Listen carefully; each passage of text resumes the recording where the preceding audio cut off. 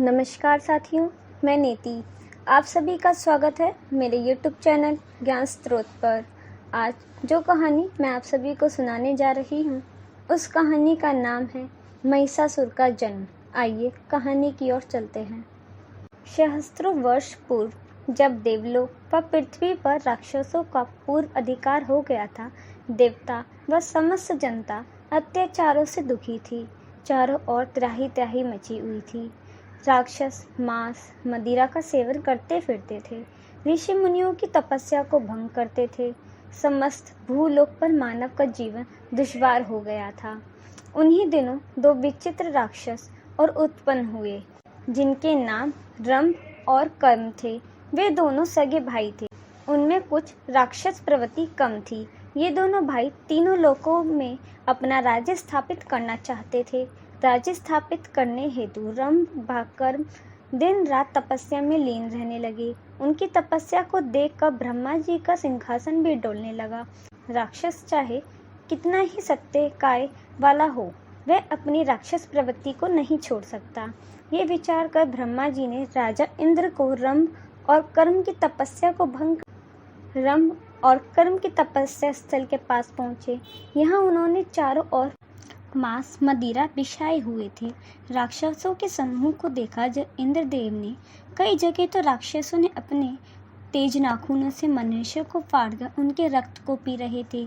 अचानक महाराज इंद्र ने सुना कि राक्षस लोग आज अत्यंत प्रसन्न हैं, क्योंकि कल रंभ और कर्म की तपस्या पूर्ण हो जाएगी तथा स्वयं ब्रह्मा जी उन्हें वरदान देने के लिए आना ही पड़ेगा तथा रंभ व कर्म वरदान में तीनों लोगों का राज्य मांग लेंगे।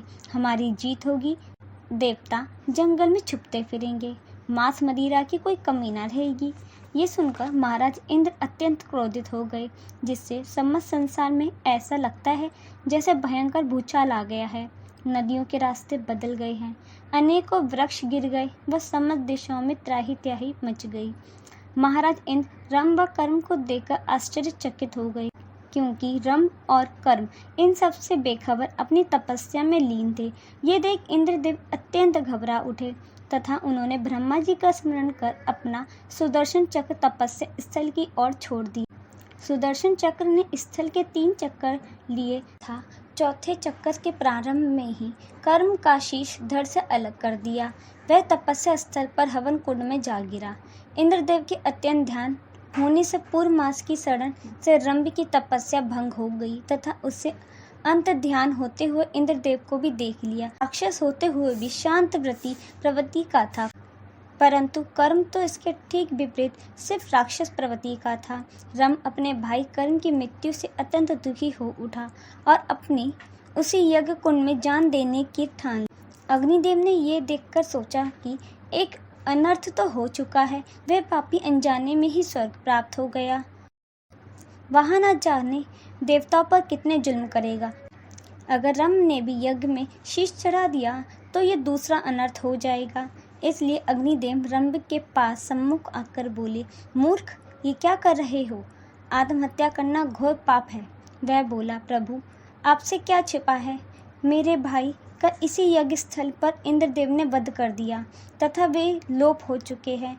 मेरा कोई संतान भी नहीं है, अतः मेरा जीवन बेकार है। आप मेरे इस कष्ट का कोई निवारण बताओ।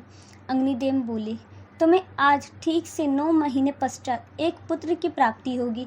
इससे तुम्हारा इस दुख का निवारण हो जाएगा। अग्निदेव द्वारा पुत्र प्राप्ति के वरदान सुन रंभ अपने भाई की मृत्यु के दुख को भूल गया। उसने इस यज्ञ की समाप्ति की घोषणा कर दी।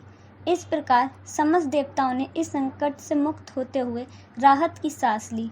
ठीक 9 माह के पश्चात अग्निदेव के वरदान के अनुसार रंभ को एक पुत्र की प्राप्ति हुई। उसका नाम था महिषासुर। इस प्रकार महिषासुर का जन्म हुआ। आशा करती हूँ कि आपको ये कहानी पसंद आई होगी। धन्यवाद।